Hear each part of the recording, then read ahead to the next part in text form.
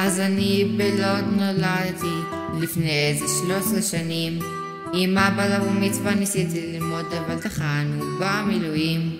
את אביב במכות האמנתי וגם במתמטיקה.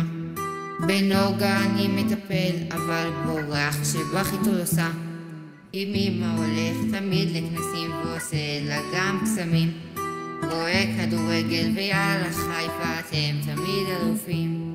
קניתני שלנו כפרה, הוא משחק בולסטארס וסבבה. סרטים הוא עושה לכל חגיגה וכולם אמרו זה אחלה. היי, איתן נכנס לנעול מצוות, מאחל שתלך בדרכי האבות. כולנו ממש אוהבים אותך, בהצלחה מכל המשפחה.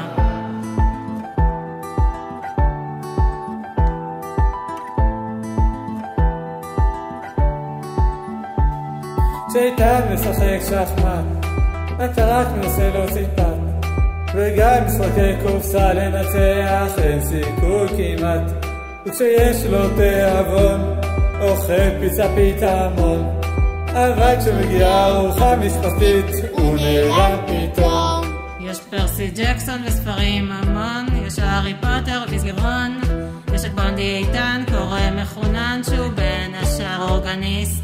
עופר בשל מרק, או פנקק עם מרק, והזנת עם הלחמניה מדהימה, אבל שצריך לנקות הוא הרק.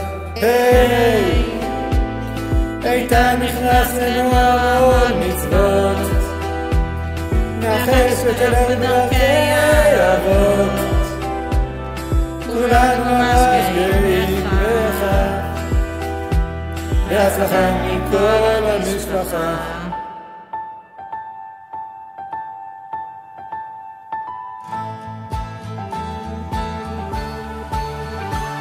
וזה לא משנה אם באמצע הספר או באמצע משחק חשוב, אם תבקש עזרה הוא יגיע בלי שום עיכוב.